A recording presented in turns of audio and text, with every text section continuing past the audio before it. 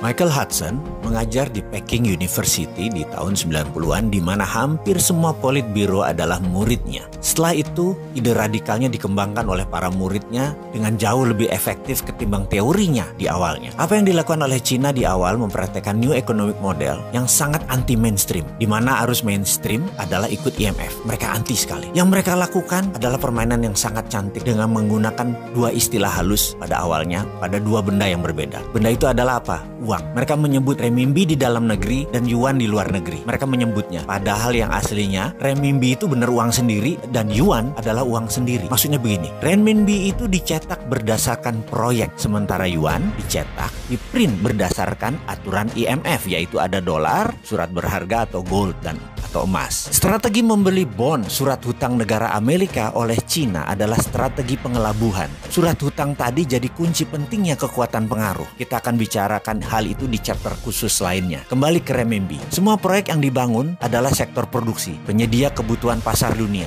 Dan sejak tahun 1980 terus dikawal dengan ketat print renminbi tersebut. Lalu bagaimana Cina menguatkan nilai yuan? Ini kita harus mengambil pelajarannya. Begini ilustrasinya. Kita, negara Indonesia, sepakat akan meningkatkan nilai rupiah. Maka kita menggunakan platform bernegara yang namanya Spice Road atau Spice Road Initiative. Ini hanya contoh, sekali lagi, ngapunten loh ya, hanya supaya bisa mengerti aja. Inisiatif jalur rempah tadi punya strategi yang sama, yaitu punya rupiah biru yang dicetak berdasarkan proyek, sementara kita mempunyai rupiah merah yang berdasarkan aturan IMF. Lalu kita mencari proyek, kita kirimlah kaum lobbyis ke berbagai negara tetangga kita terutama, misalnya ke Papua Nugini. Di sana kita cari calon pemimpin baru dan kita harus mempunyai kaki dalam tanda petik di sekitar pemimpin baru tersebut. Kemudian ketika Perdana Menteri baru Papua Nugini tersebut dilantik, maka sarankan dia untuk membuat proyek yang banyak dan kalau bisa jangka panjang, seperti jalan tol, pelabuhan, bandara, buat dam, pengairan, juga power energy atau power plant untuk listrik. Kita akan biayai proyek mereka tersebut 100%. Katakanlah kita dapat proyek $100 billion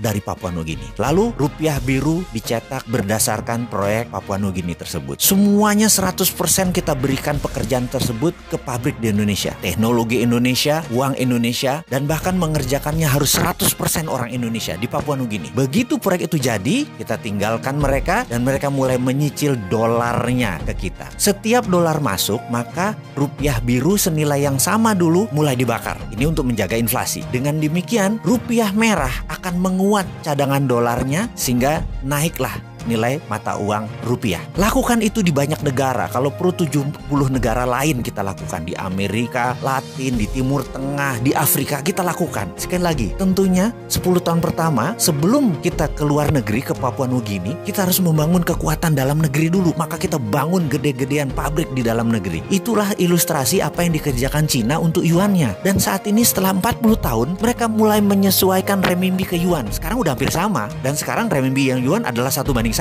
Bukan seperti dulu. Banyak negara sudah menjadi penambah kekuatan nilai yuan. Udah 70 negara. Untungnya Indonesia tidak kena program itu. Beda lah, Indonesia lebih pinter. Jadi itu urusan kita dengan Cina. Sekarang ke depan bagaimana? Kita sekarang mau meniru Cina. Gak apa-apa. Yuk cetak rupiah biru. Betul kan?